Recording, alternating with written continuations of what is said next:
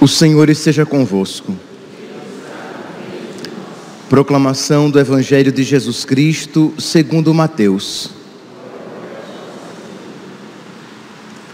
Naquele tempo, os discípulos de João aproximaram-se de Jesus e perguntaram: por que razão nós e os fariseus praticamos jejuns, mas os teus discípulos não? Disse-lhe Jesus: por acaso os amigos do noivo podem estar de luto enquanto o noivo está com eles? Dias virão em que o noivo será tirado do meio deles, então sim, eles jejuarão. Palavra da salvação.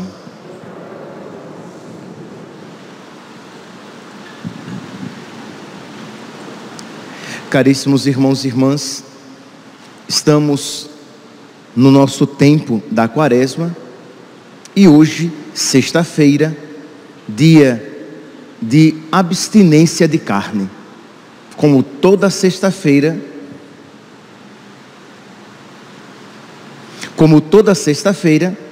é dia de abstinência de carne, com exceção das sextas-feiras em que nelas caem alguma solenidade.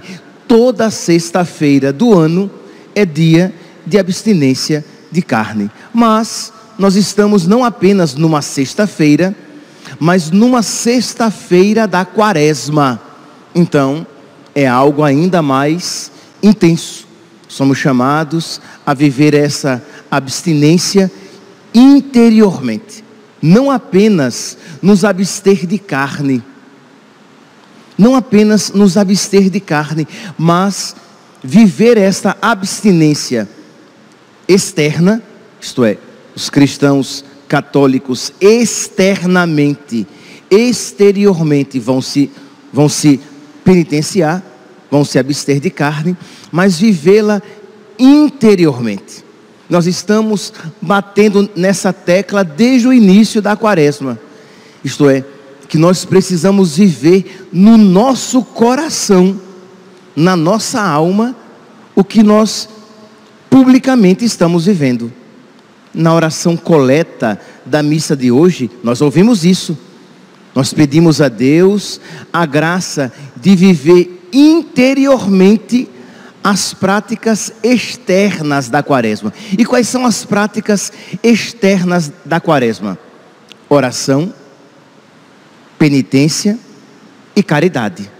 Essas são as obras externas. Mas existe um perigo que é viver apenas exteriormente. Isto é, você, só um momentinho, meu santo, aumenta só um pouquinho, que a minha garganta está ruim e eu estou forçando. Então,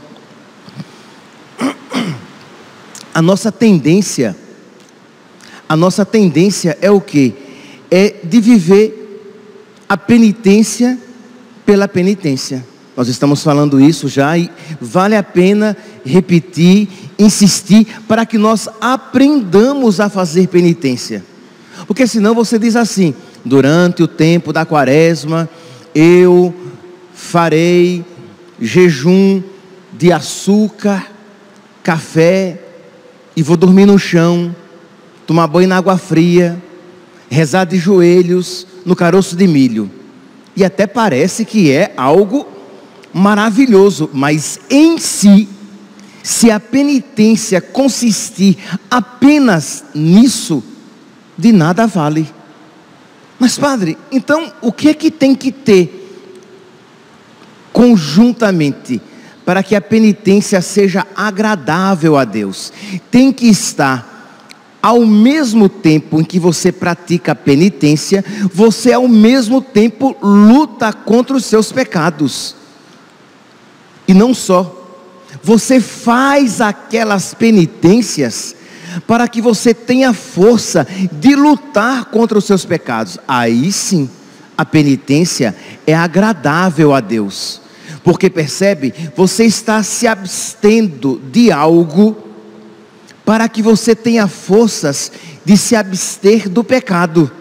Você se abstém do açúcar, você se abstém do café. Estou falando isso, açúcar, café, dormir no chão, banho frio, porque não tomar refrigerante, porque são penitências comuns que as pessoas fazem, e elas não são más, desde que, ao mesmo tempo, você esteja se abstendo do pecado, ou melhor dizendo, você está se abstendo daquelas coisas, provisoriamente, para que você tenha forças de se abster do pecado constantemente.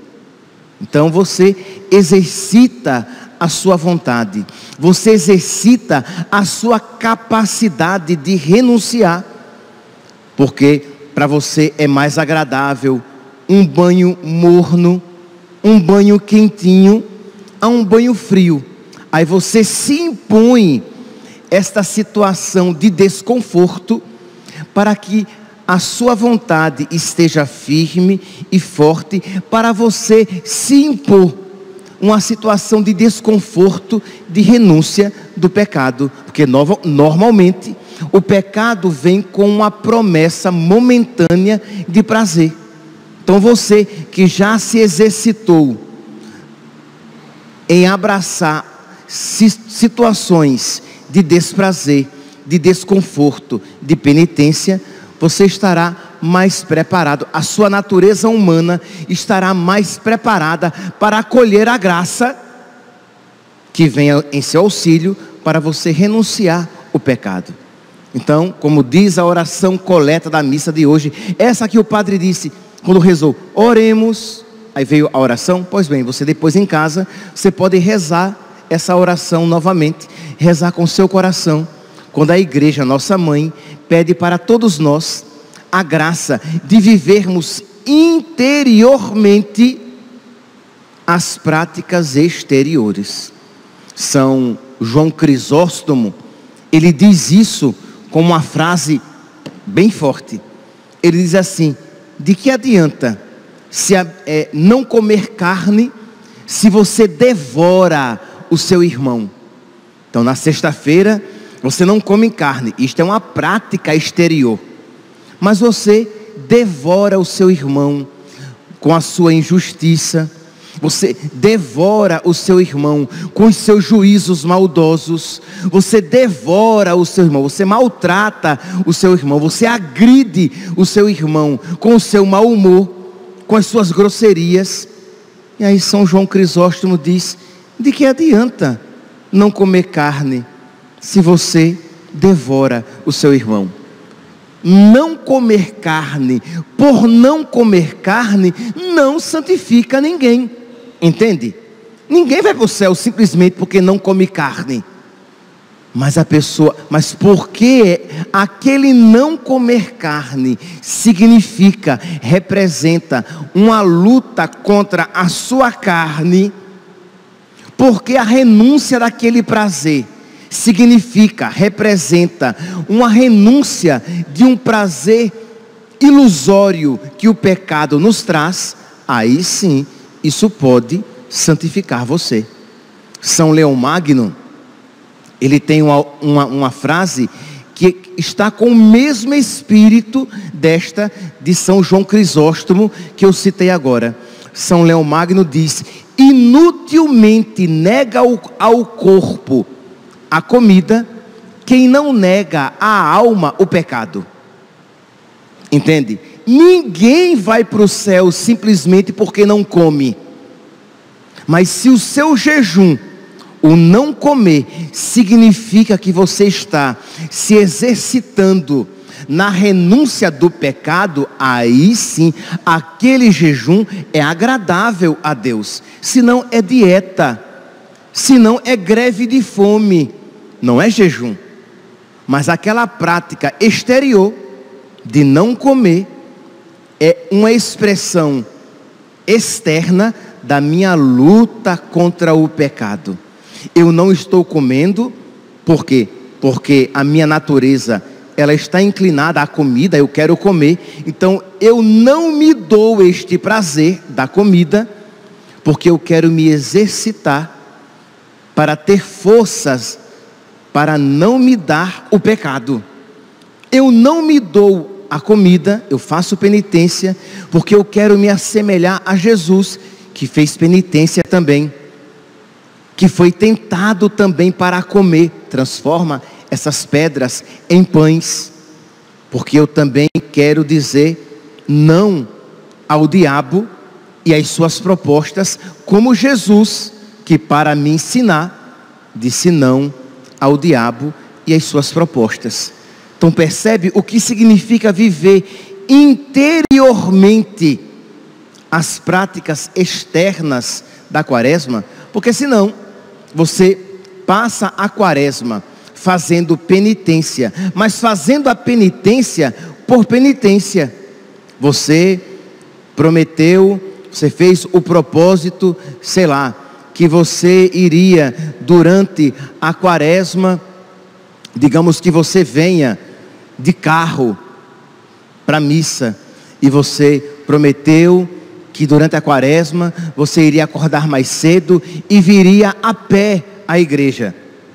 Tá bom, se isso significa uma luta interior contra o seu pecado, se isso significa uma prática que é oferecida a Deus como súplica de forças para combater a sua inclinação ao pecado, à vaidade, ao orgulho, à preguiça, ao apego ao dinheiro, se aquela prática externa significa, representa uma luta interna de romper com o pecado e com as obras más, esta prática externa é agradável a Deus, senão, pouco representa para nosso Senhor, que quer ser servido pelo nosso coração. Na primeira leitura de hoje, nós vemos aqui uma reclamação do povo de Deus. Sim, o povo de Deus está reclamando de Deus, porque Deus não está se agradando com os jejuns, com as penitências que eles estão fazendo. É ousadia, né? Querer brigar com Deus. Pois bem, pois então o povo vai bater no balcão de Deus e dizer: por que o Senhor não gosta do nosso jejum? Por que o Senhor não aceita os nossos sacrifícios? E Deus então, por meio do profeta Isaías, vai dizer por que é que Ele não gosta do jejum deles, por que é que Deus não aceita a penitência que eles oferecem. E livre-nos Deus, que isso se aplique a nós.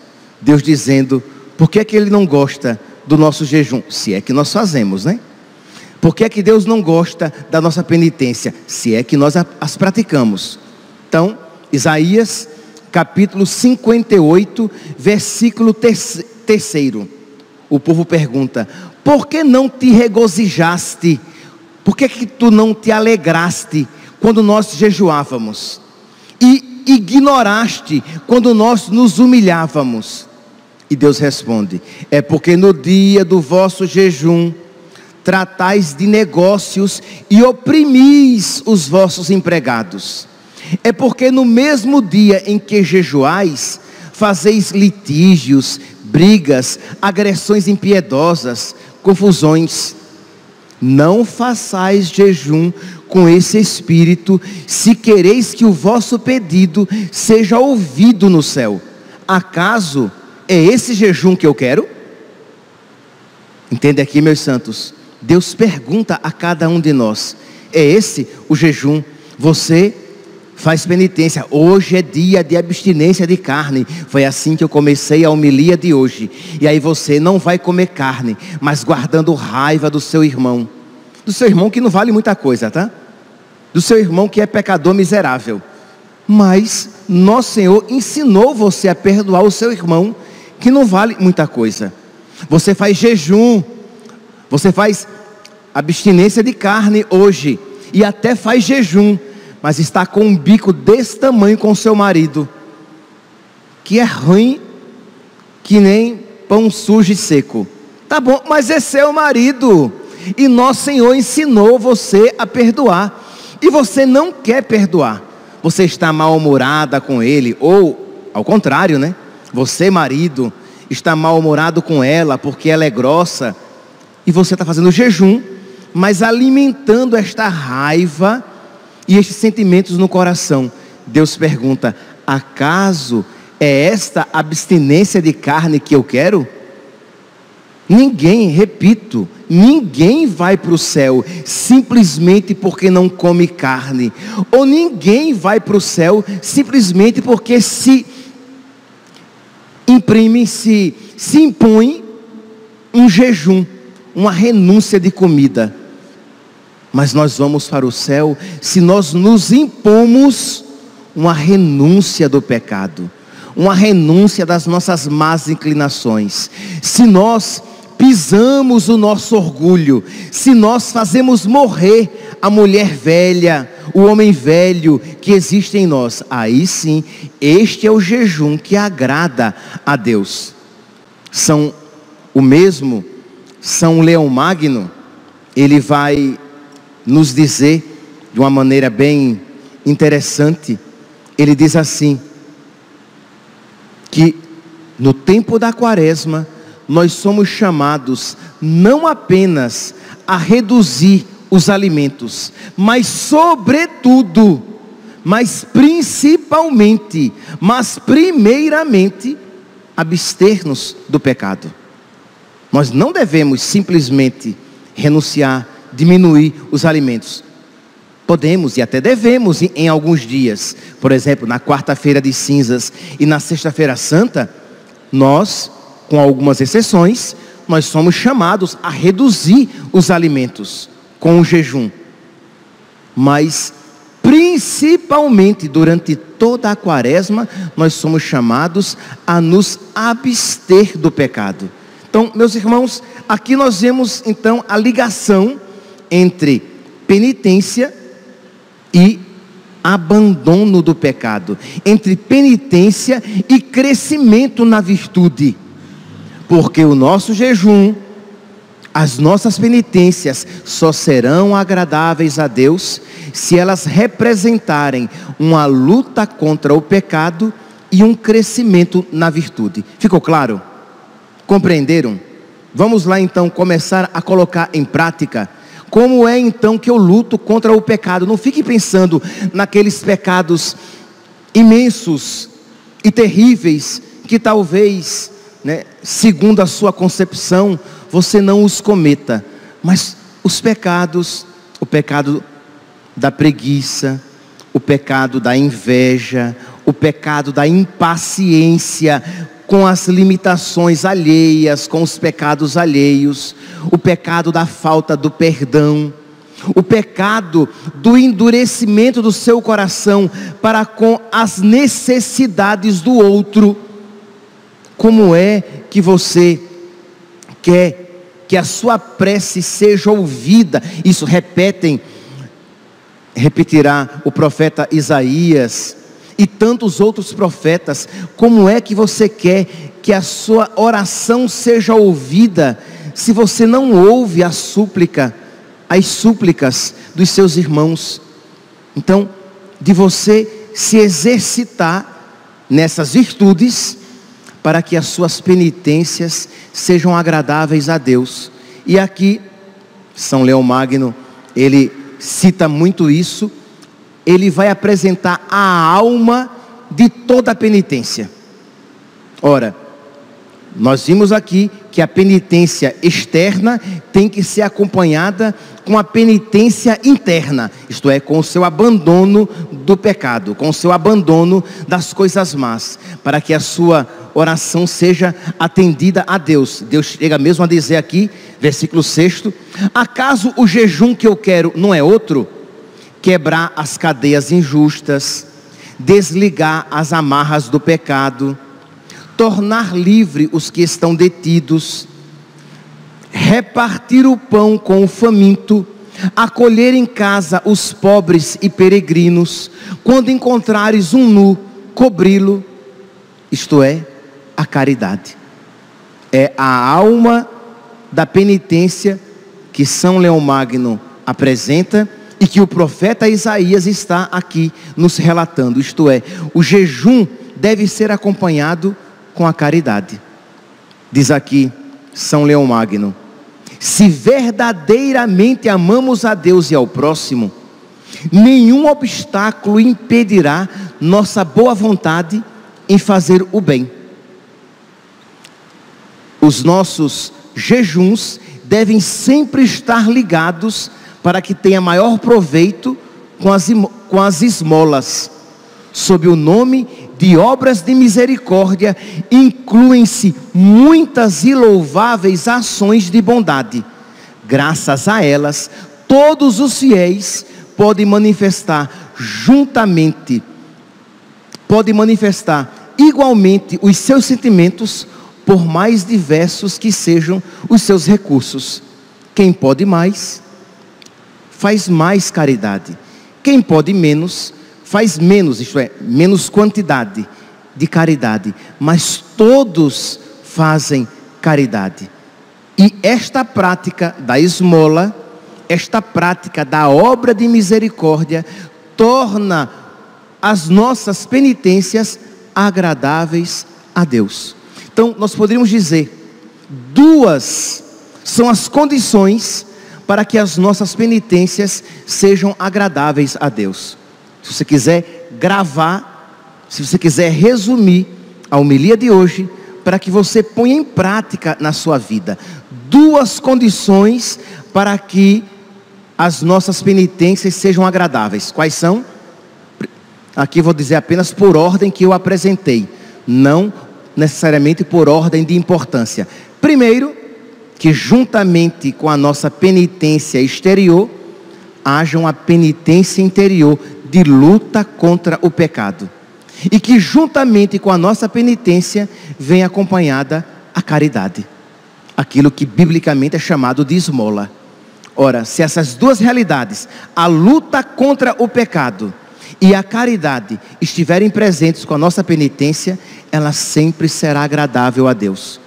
E é exatamente isso que Deus critica na primeira leitura de hoje e diz: por isso eu não aceito os seus jejuns, por isso as suas penitências, elas não são agradáveis, porque no dia que vocês jejuam, vocês brigam, vocês fazem confusão, vocês alimentam rancor, agressões impiedosas. E porque no dia do vosso jejum, vocês não dão de comer a quem tem fome, vocês não cobrem o nu, vocês não repartem o pão com o faminto, nem acolhem em casa os peregrinos. Meus irmãos, vamos então colocar em prática. Acredito, espero, que todos nós estejamos fazendo alguma penitência. Acredito que talvez por ocasião de doença, alguns, poucos aqui, mas a grande maioria vai se abster de carne no dia de hoje. Mas para que essa pequena penitência seja acolhida e agradável a Deus, tem que estar unida à luta contra o pecado e movida pela caridade, pela misericórdia. Que Deus nos ajude para que nós vivamos interiormente no nosso coração as práticas externas da Quaresma. Louvado seja nosso Senhor Jesus Cristo, para sempre seja louvado.